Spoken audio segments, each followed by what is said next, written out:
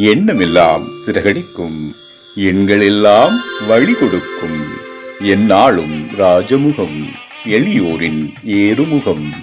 எந்த நிலை வந்தாலும் வந்த நிலை மாறாத நமது Rajanilai. Rajanilai TV, channel of astrology.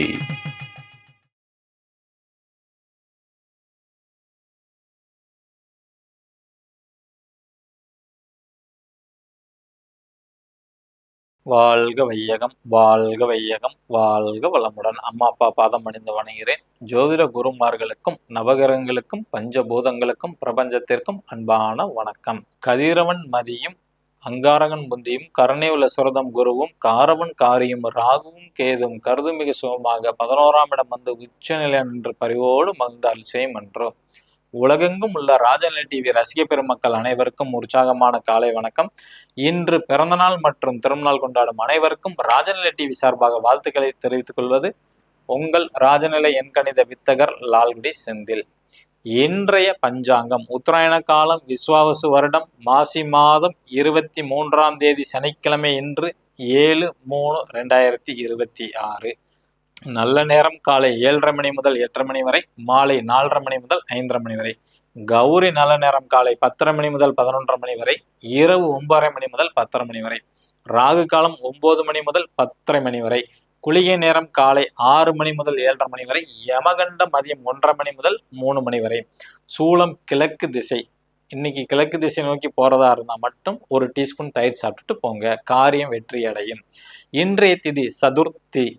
நட்சத்திரம் சித்திரை நட்சத்திரம், மதியம் 12 மணி 10 வரை, பின்பு சுவாதி நட்சத்திரம்.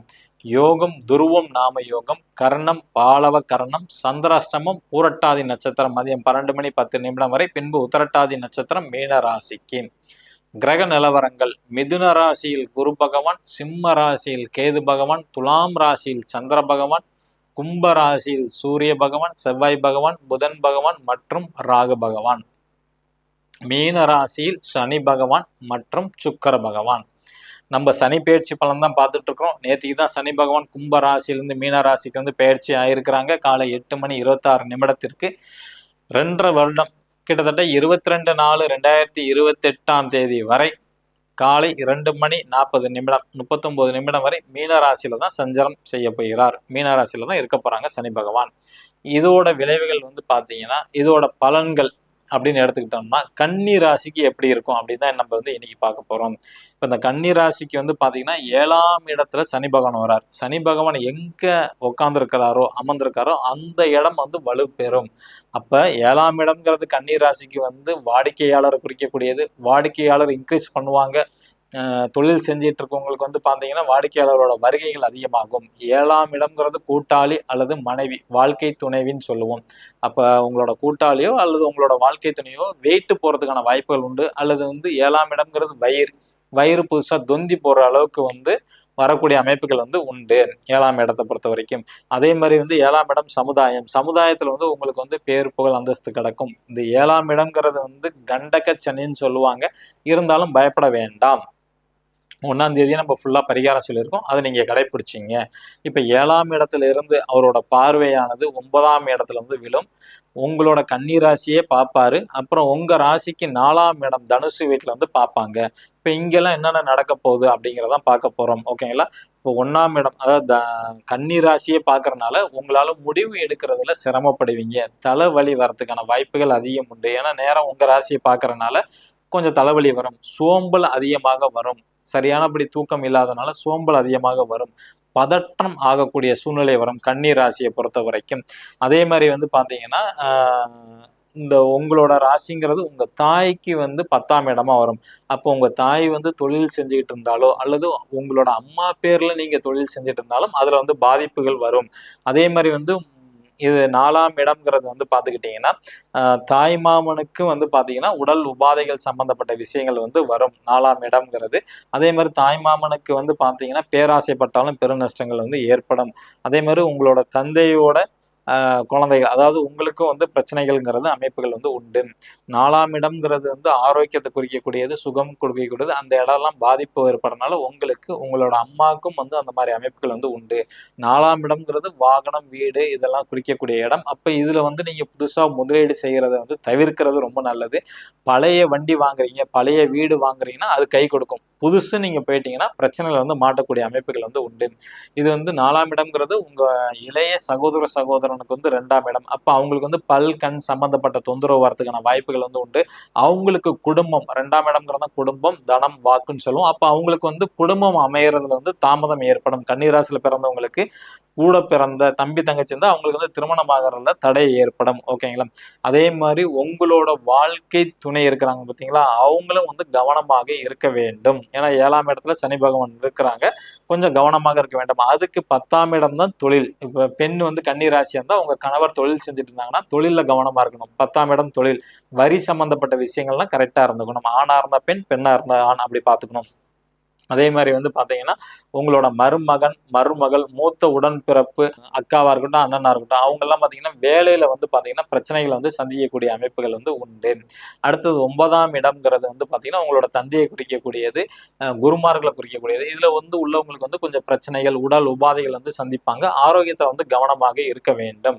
அதே மாதிரி வந்து பாத்துக்கிட்டீங்கன்னா 9ஆம் இடத்துக்கு 8ஆம் இடம் தான் 4. அப்போ உங்களோட தந்தைக்கு வந்து ஒரு ஆயுள் கண்டம் வரதுக்கான அமைப்புகள் வந்து உண்டு. கன்னி ராசியில பிறந்தவங்களோட தந்தைக்கு வந்து ஒரு ஆயுள் கண்டம் வரதுக்கான வாய்ப்பு இருக்கு.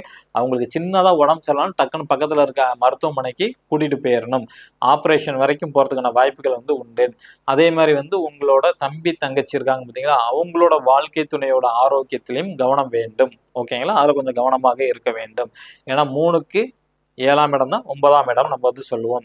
அதே மாதிரி மாமியாருக்கு சரியா தூக்கம் வராது. 9ஆம் இடங்கிறது மாமியாருக்கு 12ஆம் இடம். அவங்களுக்கு தூக்கம் வராது, கால் வலி சம்பந்தப்பட்டது, அல்லது வந்து நடைப்பயணம் ஏதாச்சும் ஒன்று போவாங்க. அதே மாதிரி மாமியாருக்கு வந்து வீடு, வாசல், சொத்து சுகம் அமையறதுல தடை தாமதம் வந்து ஏற்படும். உங்களோட வாழ்க்கை துணையோட தம்பி, தங்கச்சி, மச்சான், மச்சினிச்சின்னு சொல்லுவாங்க பார்த்தீங்களா, அவங்களுக்கும் வந்து சின்ன சின்ன இடையூறுகள் வந்து ஏற்படும்.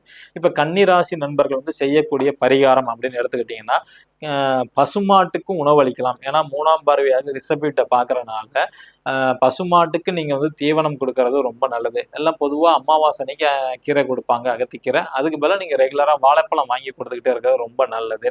3ஆம் வீடு ரிஷப வீடா வரனால. ஓகேங்களா? அதே மாதிரி வந்து வீட்டை சுத்தமா வச்சுக்கணும். ஏன்னா 4ஆம் இடம் தான் வீடு. சனி பகவானோட பார்வைங்கிறது தனுசுல விடுது. அப்ப வீட்டை நீங்க எவ்வளவுக்கு சுத்தமா வச்சுக்கிறீங்களோ ஆரோக்கியம் வந்து மேம்படும். ஓகேங்களா? தந்தைங்கிறது 9ஆம் இடமா வரும். அப்ப தந்தை சொல் மிக்க மந்திரம் இல்லைன்னு சொல்லியிருக்காங்க. கன்னி ராசியில பிறந்தவங்க உங்க அப்பா என்ன சொல்றாங்களோ அதை அப்படியே நீங்க வந்து கேட்கறது தான் ரொம்ப சிறப்பு.